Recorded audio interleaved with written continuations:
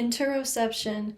Maybe you've heard of it, maybe you haven't. Maybe you've heard of proprioception, which is the ability of our bodies to navigate our spaces without walking into walls or tripping over chairs. It's the ability to notice and interpret signals outside of our body. Whereas interoception is our ability to notice and interpret signals inside our bodies. It's how our brain knows what our body needs moment to moment. Let me give you some examples of interoception. If you notice your breath change when you're stressed, that's interoception. When you feel hungry or thirsty or need to use the bathroom, that's interoception. When you sense your heart racing or your chest tightening or your stomach dropping, interoception. Being able to recognize emotions as sensations in your body, pleasure, pain, fatigue,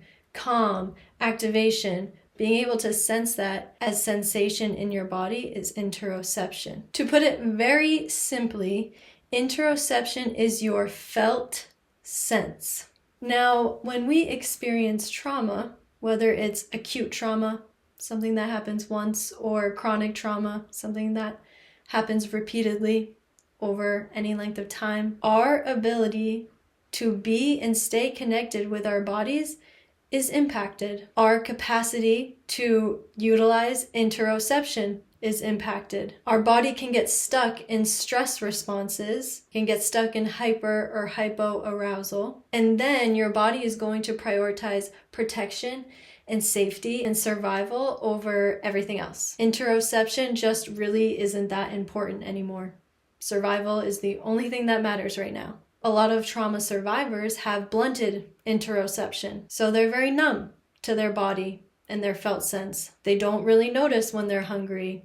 They might bump into a wall and not feel any pain. They might only realize that their body has a need until it's extreme. Other trauma survivors might have distorted interoception. So they might be able to feel and sense their body cues, but they might feel overwhelming or confusing. They might feel unsafe or scary. They can feel sensation in their body, but it comes online as dangerous. They also might experience panic when there are normal and natural changes in body sensation like temperature or heart rate or breathing rate. I'm talking about this because a lot of times when we aren't able to practice interoception, when it's hard to or feels distorted or overwhelming, it's not because we've lost the ability to use and experience interoception. It's because we've adapted away from interoception. We've adapted to focus solely on survival, and that felt sense takes a backseat. But interoception matters. I'm talking about this because interoception matters. It helps you know when you're tired before you burn yourself out. It helps you notice stress before you are shut down or before you explode. And it helps you recognize emotions and sensations without overthinking them. Above all, interoception is important because you cannot regulate what you can't feel. Interoception is the foundation of self-regulation, boundaries, embodiment, self-trust, and it's how your body and your brain communicate with one another. I'm going to give you some tests for your interoceptive awareness right now if you would like to try and participate. And this is all just information. There is no pass-fail here. And if you have a hard time with this, noticing the difficulty is interoception. All right, so we're just going to do some simple check-ins. Can you notice your breathing right now without changing it? Sometimes we turn awareness to the breath and we immediately deepen it. Can you just notice your breath without changing it at all? Can you feel the temperature of your body right now?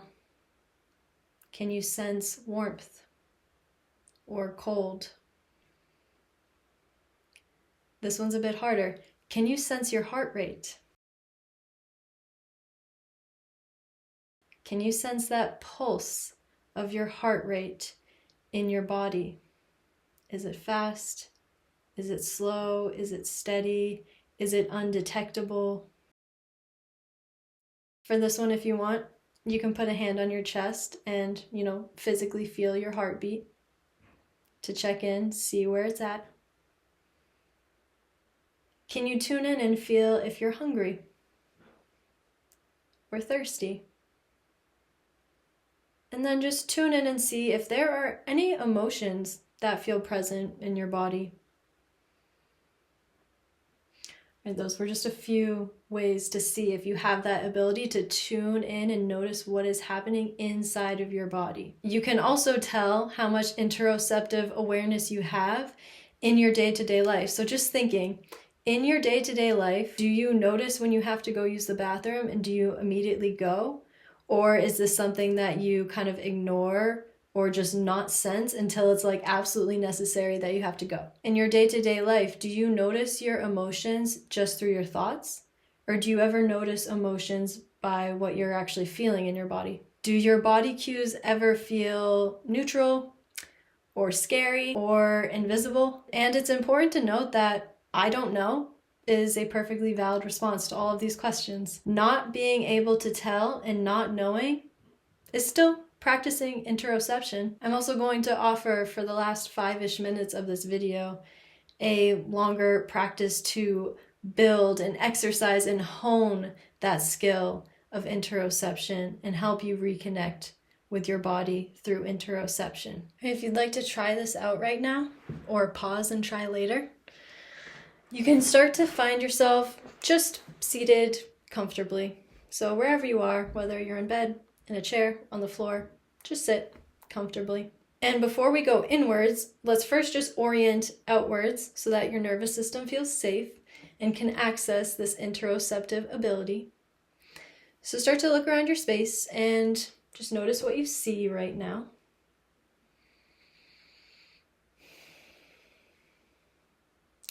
And then notice if there's anything that you can hear in your space right now.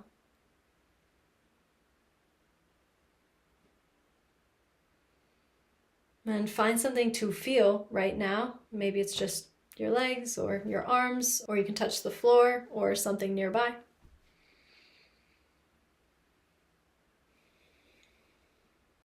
And then take a deep breath in and see if there's anything you can smell right now.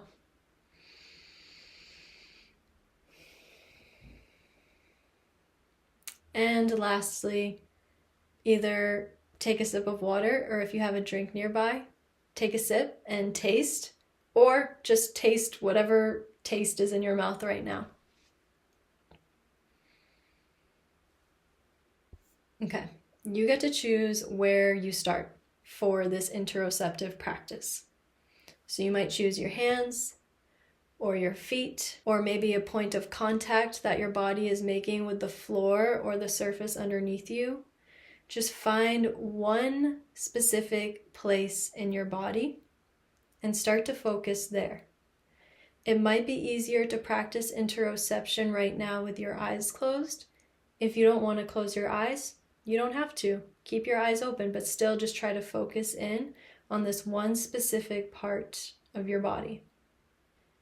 And then see in this area if you can notice any sensation and notice it without trying to change it or fix it. Just see if there's anything you can feel there. You're not necessarily trying to relax this body part. Okay, we're not trying to change anything. We're just noticing and sensing what we can feel there as it is.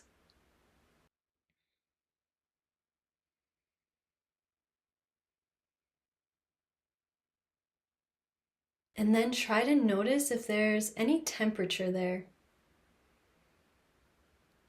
Does it feel warm or cool or neutral?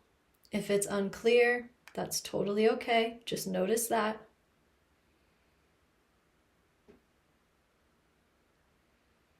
Notice if this area feels heavy or light. If it feels tense or loose, or if it just feels neutral. And then notice if there's any movement in this specific space that you've chosen to focus in on. Maybe there's a lack of movement. It's perfectly still. or maybe there's a pulsing, a sense of expansion or contraction. And if nothing stands out, that is still information. We are still using interoception.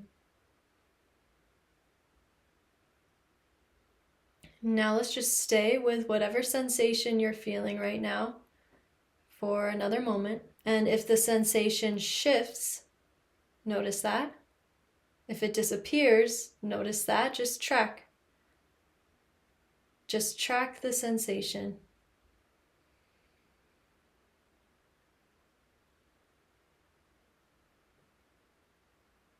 And as you hone in and continue to focus on this space, notice your breath. Try not to change it, try just to notice it. And notice how your breathing interacts with the physical sensation you may or may not be feeling right now.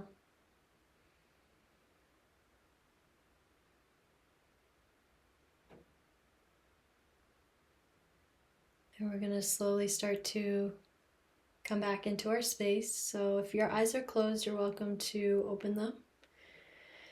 And again, let's all just look around the space. Bring your awareness back into the room that you're in. Just take a moment to come back. Okay, this is how interoception is built. It is through short, safe moments of practice, just like we just did. You could do that throughout your day if you are in an environment where you feel safe and resourced to do so. Maybe you take some breaks throughout your day and just pause and try to find, feel, and track and notice sensation in your body. And what we're doing, especially for those in recovery from trauma, is we are teaching our nervous systems that sensation is not automatically dangerous. Sensation can be safe. Being connected with ourselves and our bodies can be a safe experience. That is an actual possibility. That is what we are trying to reteach the nervous system. And know that our interoceptive awareness, it grows and gets stronger through practice and repetition, not always through depth. Okay, you don't need to dive headfirst into sensation and overwhelm your system. That's re-traumatizing. We don't want to do that. But in short, small, safe doses that are repeated and that are practiced over and over again, this is how we expand, grow, and nurture our interoceptive abilities, and also nurture the relationship that we have with our bodies.